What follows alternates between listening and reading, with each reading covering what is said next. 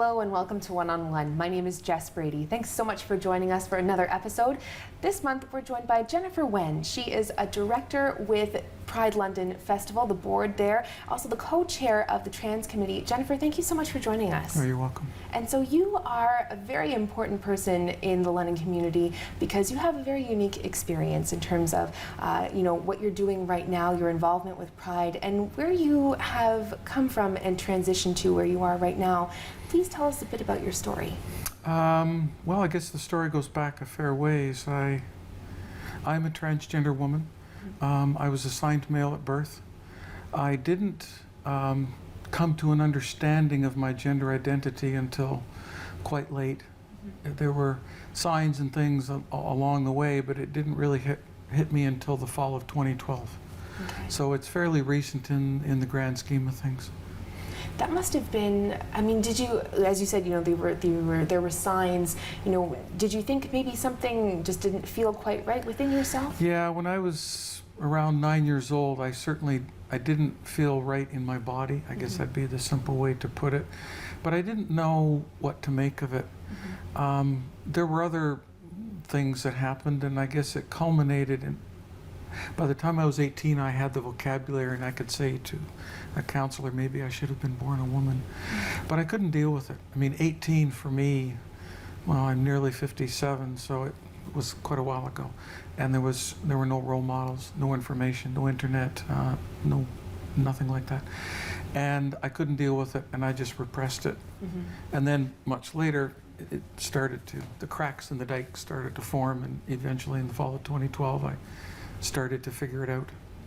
And I mean, also, you're saying when you were 18 years old, you started to kind of understand better, but at that time it was a different generation as well, right? Completely different generation. 18 was what, 1977 or so, 78? And back in those days, there wasn't anything like it. It was completely different. It was an extremely difficult time to be gay or lesbian, of course, and transgender was somewhere, even beyond that, right, in terms of awareness and understanding and that sort of thing. There were a few people like Christine Jorgensen and Jan Morris and Rennie Richards, but they were very much the exception, and I don't remember, I couldn't link myself to them.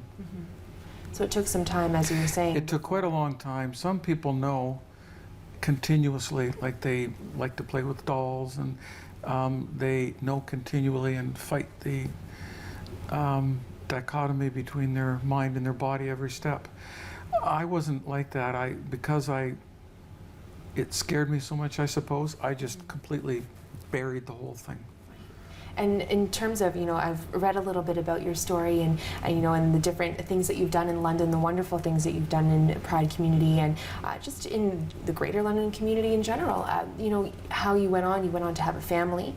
That must have been very tricky for you when you were coming to understand how you truly felt. When I first was married and had children, and my kids are now 25 and 21, this was all buried and it wasn't present. I think it was causing me a great deal of internal stress, but I wasn't aware of it. Right. And then when I started to become aware of it, yes, it became very difficult for me, and it was quite a challenging time for me and my family both, absolutely, for sure. Yeah. I can only imagine in terms of how they were able to come to grips with this information that you were presenting, because it's something that they wouldn't have known about.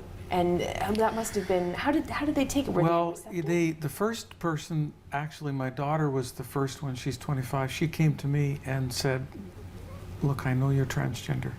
Wow. Yeah. And then it started with my immediate family and worked outward. Most people were shocked. My son wasn't completely. Just about everybody was. Right. And the reactions varied. Some people seemed to understand and be relatively, after the surprise wore off, comfortable with it quite quickly. Others took much longer. Some struggled, there were a few people that struggled with it. There were some friends I lost, I think, because of this. There's others that I've known for 40 years that are still my friends and have been wonderful. You get all sorts of varied reactions. Yeah. And on top of all of that, like, you know, there's the close, intimate relationships that you know, go through that transition of understanding. But then there's also the more paperwork side of things, right? Where you're going through that process of changing things so that your documents match who you are as a person and how you feel. That must have been incredibly overwhelming to go through that. It's pretty complicated. Yeah. Like when you're transitioning, you go through phases, and one of the first phases is presenting in your felt gender part of the time, and some people don't need to go beyond that. With me, the more I presented female, the more I had to. It was just became obvious that I needed to go full time. So then you work on the transition to presenting, in my case, female full time, and there's lots of work involved in that. All your social organizations, the church I attend, work was a big one, very complicated. Right. And you go through that entire process. If you're having a marital change, which in my case, my wife and I separated, this was a big reason, not the only one, I guess, and that was a major change. That was very difficult for both of us to go through, and the kids too. And the changing your identity is another step. That's another thing. And yeah, there's a fair bit of paperwork involved. And if anybody is looking at doing it, it's out on government websites. But the birth certificate is the starting point. Once you get the birth certificate name and gender change, then everything else flows from there. And no, it isn't trivial. There's a fair bit of paperwork to do. I can imagine, yeah. Yeah. And it must be like a domino effect, as you're saying, you know, start at point one and then, Yep. yeah, it goes on. And there's other aspects too. There's medical transition, and different people do different things. There's a lot of transgender people will do hormone therapy of some kind. Not all, but a good number do. And then, and that's a journey in itself with all the bodily changes that it induces. As a trans woman, it's like going through, and I checked this out with my endocrinologist, and I said to him in my 6-month checkup, I said, you know, it feels like going through puberty and menopause simultaneously. And he said, oh yes, from a medical perspective, that's exactly what's happening. Yeah. So you have that sort of thing. And then if you're going to pursue surgical interventions, then those are another thing too.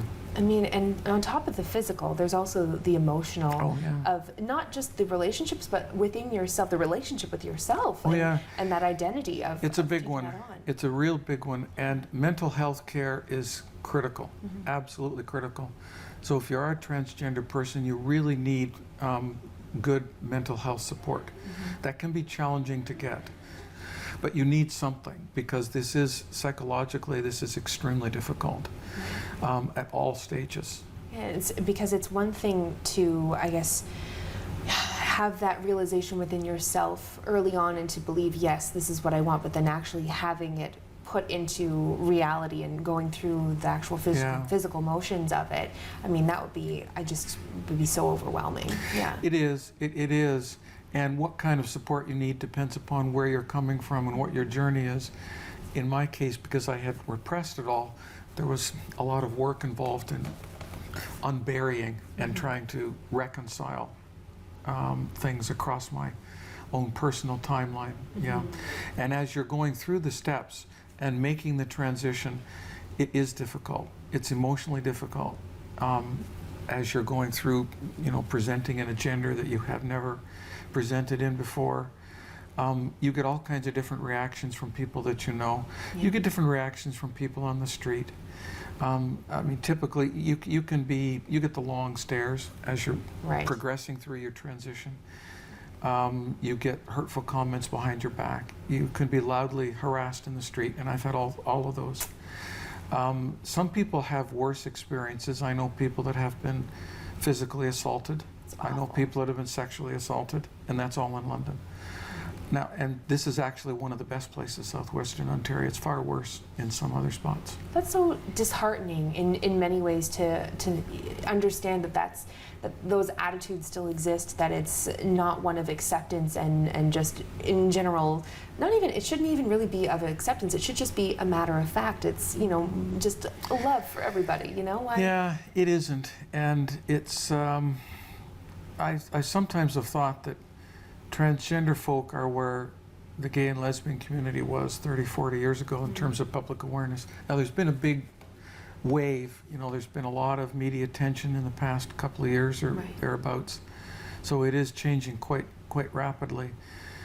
But no, there isn't awareness, and for most people, this is just completely outside their experience. Right.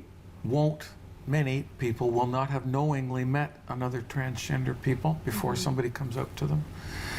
And it's not something that people can easily wrap their heads around. Right. I think nowadays at least, it seems to be easier for many people to understand that, okay, the person I choose to love might be somebody of my own gender or my own physical sex. They can sort of understand that. At least many people seem to be able to. But feeling like you are in the wrong body, if that's how you feel as a transgender person, that's something that people have a hard time understanding. Some transgender people, it isn't that simple. Some of them don't identify with one gender. No. Some of them are gender fluid. They sort of go back and forth, and there are different ways of feeling about yourself. But all of them are ones that people have a hard time, because I think that people just don't. Most people, if you're not transgender, you don't think about it. Right.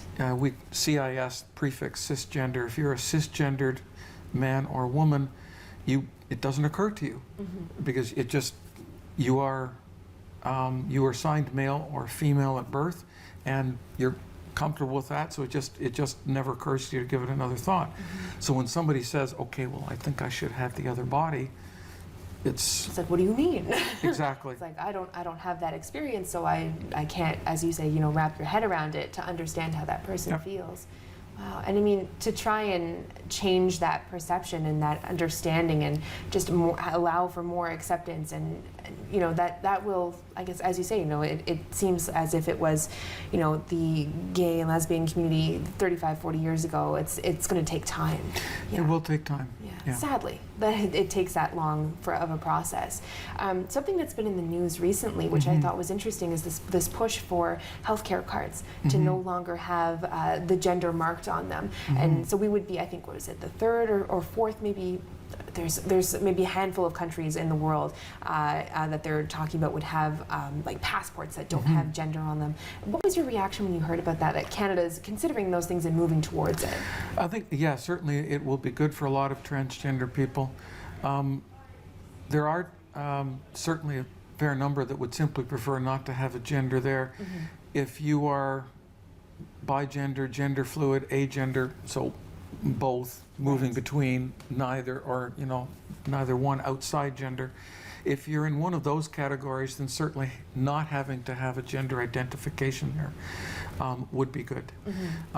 Even people that are, if you can call it, more traditionally transgender, such as myself, when you're moving between genders, it certainly might be handy not to have a gender marker on there, and you could take it off if that's what you wish. Yeah, a lot of people will find that a benefit. Yeah, it's really an interesting transition that modern society is going through as well. So. And moving through. Yep. Yeah, moving absolutely. through it. We have to take a quick break, but when we come back, we'll talk more to Jennifer about her work with Pride and in the London community.